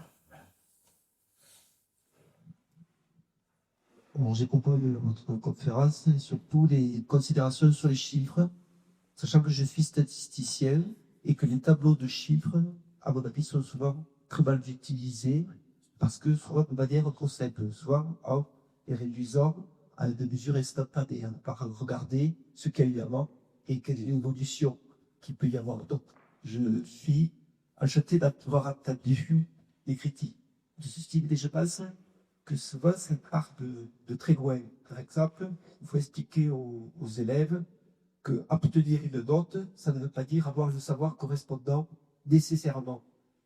Et on ne peut pas mettre des notes en l'air, mais les gens qui sont dans la course à voir qu'est-ce qu'il faut faire pour avoir la bonne note ne sont pas dans l'attitude qui est de dire qu'est-ce que je vais faire pour comprendre la discipline de sa mesure. Donc l'écart entre ce que c'est une mesure, ce qu'elle est censée répondre à la fin, ce pourquoi elle a été construite, peut se dévoyer dans beaucoup d'endroits. Et effectivement, les tableaux de chiffres que les gens utilisent deviennent souvent des fétiches. Les gens n'utilisent plus le tableau de chiffres par rapport à une réalité de ce que ça mesure et devient une réalité en soi. J'ai vu des exemples, y compris à l'université, où des gens regardaient les taux de réussite d'année en année des étudiants sans se poser la question de savoir s'ils allaient trouver un travail après. Sous-entendu, ça c'était quelque chose en dehors. Donc le tableau qui était construit, y compris par les universitaires, sur le bon fonctionnement des filières, ça veut dire que si les gens notaient trop large et si tout le monde le passait, et si tous à la fin se retrouvaient sans emploi ou avec des emplois ne correspondant pas à leur formation, il y avait un critère qui était, on va dire, bon parce que les gens passaient. Et ce que je veux dire, c'est que cette erreur simple, elle peut se retrouver dans des tas d'évaluations telles que je les ai vues circuler dans ma longue carrière, où les gens font des questionnaires, remplissent des cases, obtiennent des échelles, font des calculs, et à force d'avoir fait des calculs, ils ont des résultats qui se détachent totalement des questions qui se sont posées au départ. Et ça, à mon avis, je dirais, c'est que la démocratisation du calcul et des tableaux et des trucs de ce style-là, c'est fait en oubliant ce que c'est que la culture scientifique de base et l'articulation entre les mathématiques et la physique, par exemple. C'est-à-dire que quand vous faites des calculs sur un objet physique, vous avez la confrontation avec ce qui se passe dans le réel. Quand vous avez des tableaux de chiffres qui correspondent à des évaluations, à des notes, vous pouvez faire dessus des moyennes, des régressions, des tableaux extrêmement importants, mais souvent, vous n'avez pas l'assise avec les solutions. Donc, par rapport à ce que j'ai entendu tout à l'heure, les édards vous apprennent à faire, enfin, les sciences po et les DAC, ils apprennent à faire des choses, des calculs.